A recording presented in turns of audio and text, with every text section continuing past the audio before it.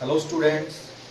So we will study today chapter 1 ninth class matter in our surrounding, and we have learned is some part. Now we are at characteristics of particles of matter. Earlier we have read physical nature of particles, but today we will study characteristics of particles of matter. Okay. So we know that all matter are made up of particles. So these particles of matter have space between them.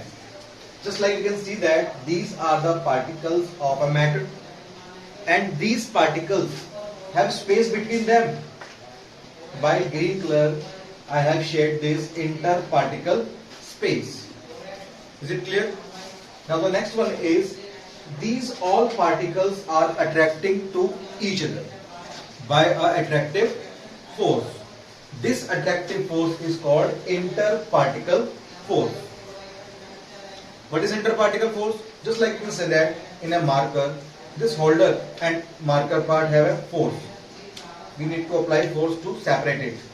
As similar as these all particles have attractive force. If we want to separate it, we need to apply force. This is called interparticle force. And particles of matter are continuously moving. In last class we have read Brownian movement, the zigzag motion of particles. Okay, so we have a note, smell of hot sizzling food. As we can see that when our mother prepare food, its smell spread it all over the home, all over the rooms. So this smell spread all over the room due to the process of diffusion. So another question is, what is diffusion? So diffusion is a movement of particles from a region of higher concentration to the region of lower concentration. In this diagram you can see that in that region the particles are denoted by red dots.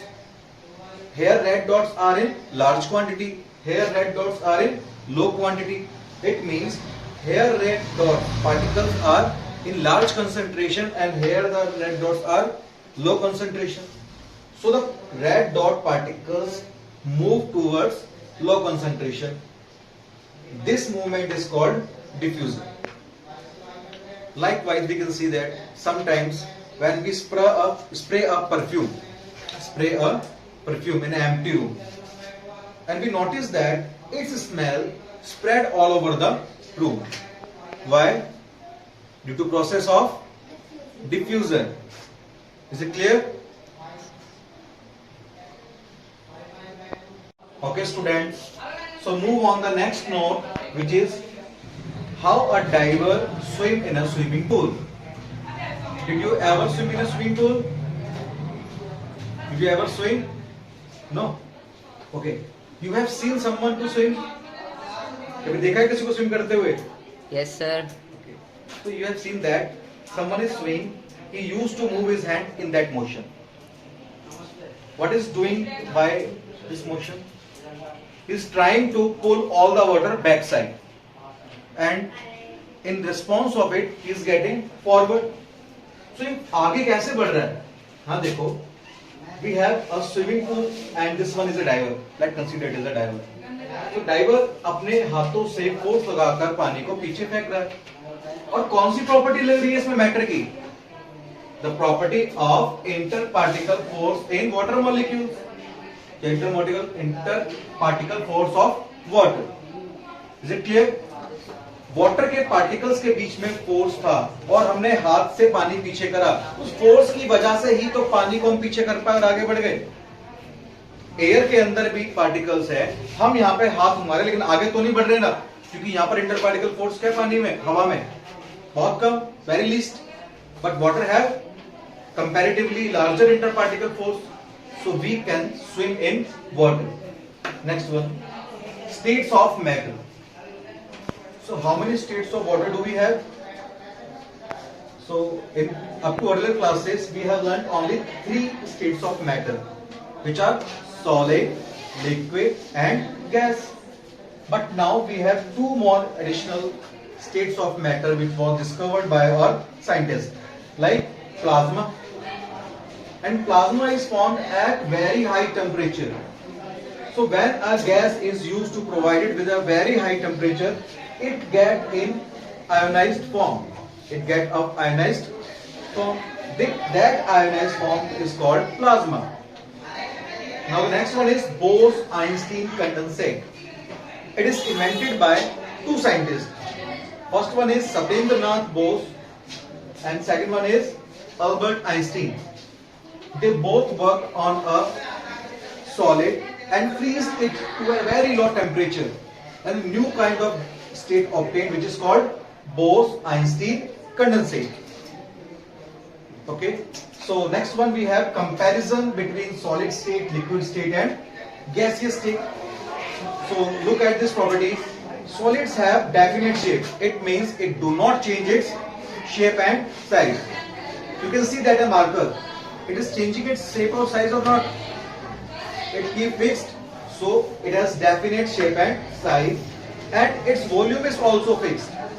So we say it has definite shape and size and volume, while liquid has indefinite fixed shape, but it have fixed volume.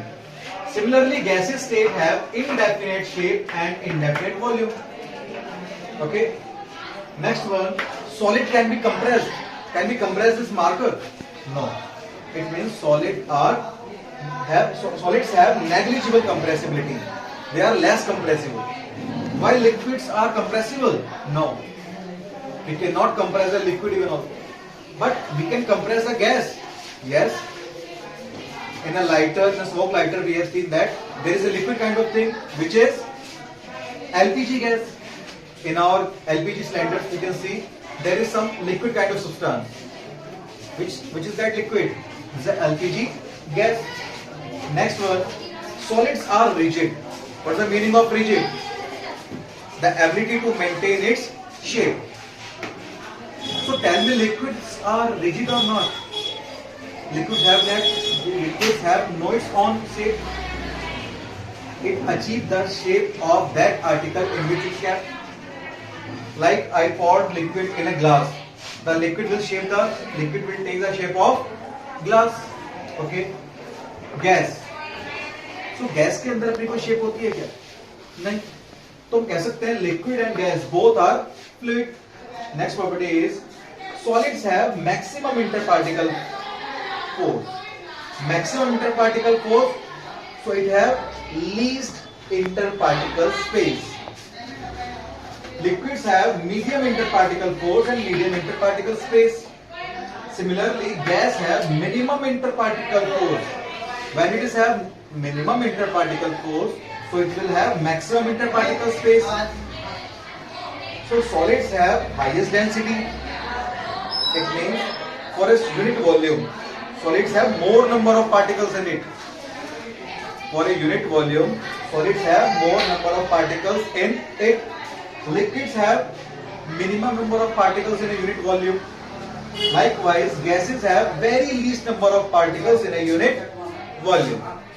Is it clear, student? Okay.